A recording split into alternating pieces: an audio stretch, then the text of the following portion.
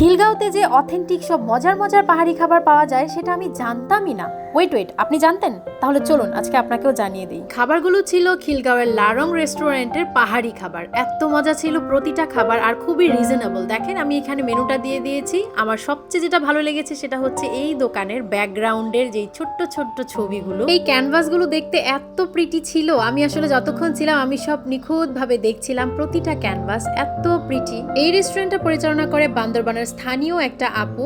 খুবই ছোট্ট একটা দোকান, ভিতরে মাত্র 2টা টেবিল বিছানো। আমরা বাইরে প্রায় আধা ঘন্টা বসে থাকার পরে ভেতরে জায়গা খালি হয়েছিল, এরপরে গিয়ে আমরা বসেছিলাম। তারপরে আমাদের সব মজার মজার খাবারগুলো চলে আসলো। এটা ছিল স্কুইড ফ্রাই, আমার কাছে এটা মোটামুটি লেগেছে। আমার সবচেয়ে বেশি ভালো লেগেছে এই চিকেন সেদ্ধ লাক্সোটা, এটা ছিল স্পেশাল মুংডি। আর এই হলো ব্ল্যাক স্টিকি রাইস বোল। তারপর সর্বশেষে ছিল এই জালি পিঠা। প্রতিটা খাবারই এত মজা ছিল, সত্যি আপনি না খেলে বুঝতে পারবেন না। থ্যাংক ইউ কাজল দা আমাদেরকে এই ভিন্ন স্বাদের খাবার খাওয়ার এক্সপিরিয়েন্স দেওয়ার জন্য। পাহাড়ি খাবার খাওয়ার পরে আমরা চলে গেলাম প্রপার একটা ডিনার করতে। আর আমরা যেহেতু চাইনিজ খাবো বলে ডিসাইড করেছিলাম, তাই আমরা চলে গেলাম খিলগাঁওয়ের কোকো রেস্টুরেন্টে। কোকো রেস্টুরেন্টের খাবারগুলোও খুবই মজা ছিল, প্রতিটা চাইনিজ আইটেমই অনেক মজা ছিল। এছাড়াও রেস্টুরেন্টের ডেকোরেশনটা আমার কাছে ভালো লেগেছে, একদম ফ্যামিলি নিয়ে যাওয়ার মতো। আমার হ্যান্ডসাম দেবরাজকে আমার পাশে বসেছে।